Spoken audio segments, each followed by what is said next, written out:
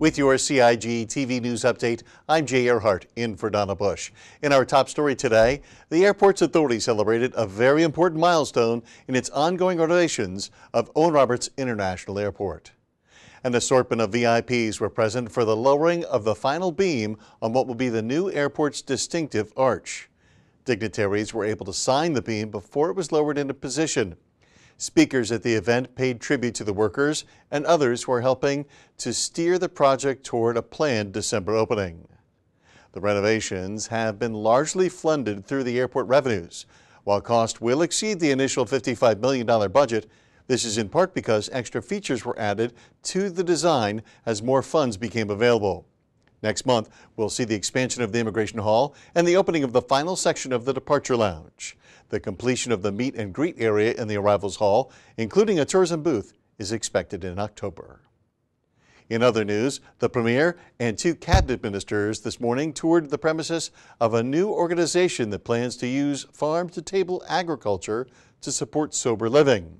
Beacon Farms, a beacon of hope, is located in Frank Sound on property once owned by the late Speaker of the Legislative Assembly, the Honorable Edna Moyle. It will be a work in collaboration with the Bridge Foundation, a charity that provides transitional housing support for recovering addicts.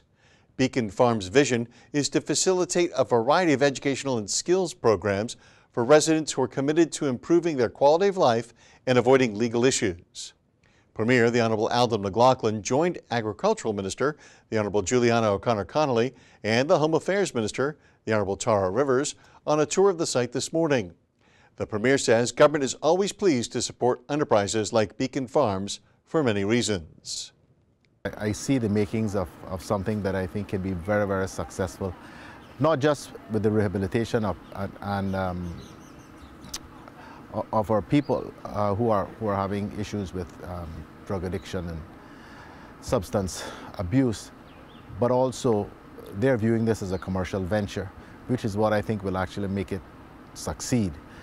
Because it's not just going through the motions, but actually there's a product at the end which is marketable.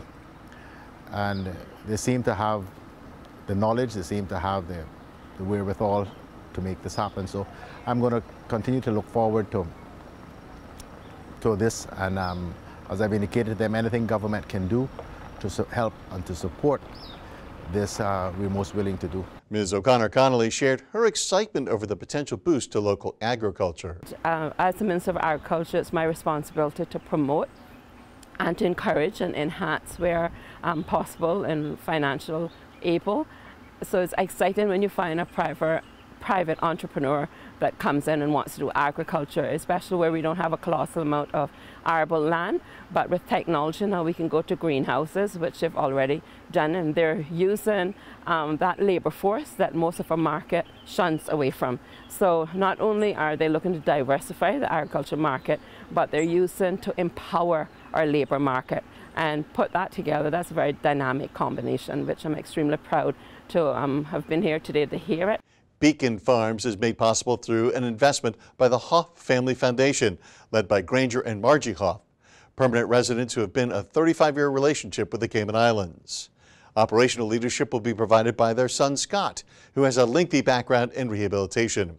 It is anticipated that the project will facilitate housing and jobs, as well as a continuum of care for dozens of people each year. With Recovery Month being on September 1st, CIGTV will bring you more from the Beacon Farm Tour over the next few days. Well, as always, if you missed today's news update, you can get all of the details on our Facebook and YouTube pages.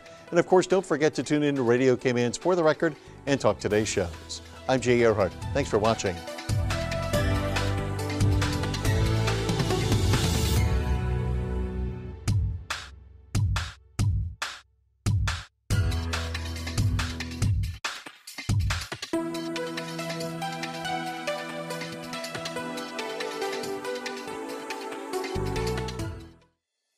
The Esterly-Tibbetts Highway 3-lane roundabout is ready for drivers.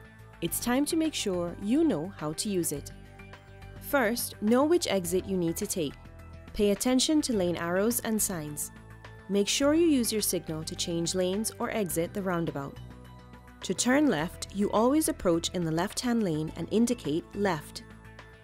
To drive straight ahead, you need to be looking out for signs and road markings indicating which lane to use.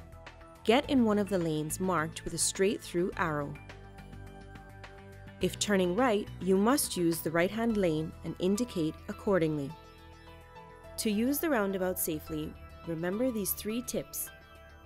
Know your exit, pick your lane, and signal to make your turn.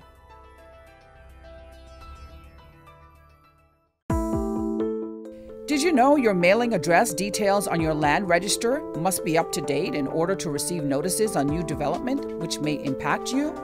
Visit Lands and Survey Department to check your mailing address is correct.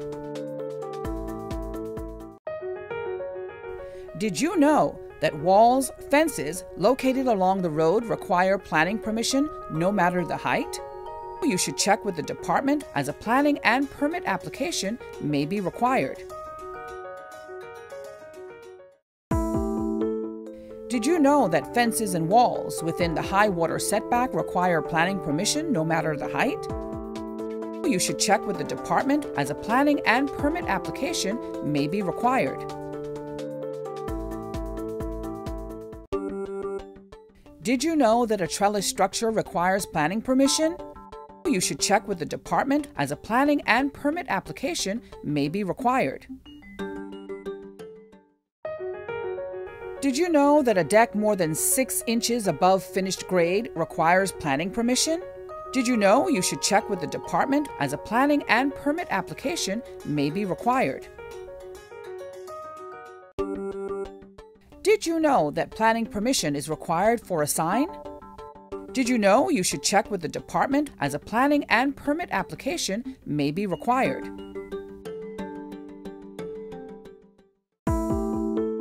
Did you know you should check with the department before leasing a property or unit for a business, as a planning and permit application may be required?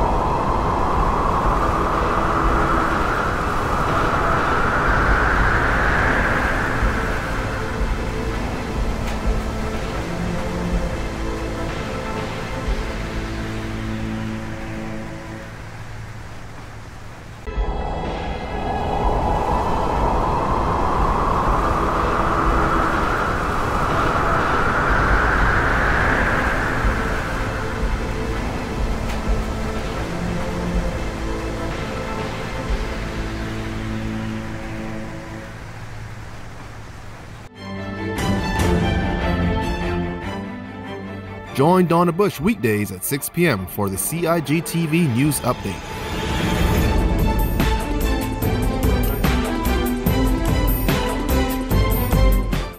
Get the latest on what's happening in government on a daily basis.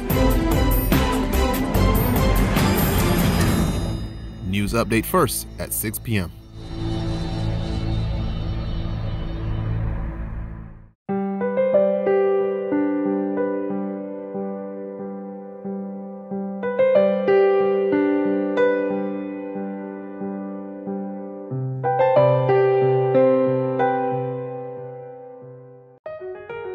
Did you know that planning permission is required for a shed? Did you know you should check with the department as a planning and permit application may be required?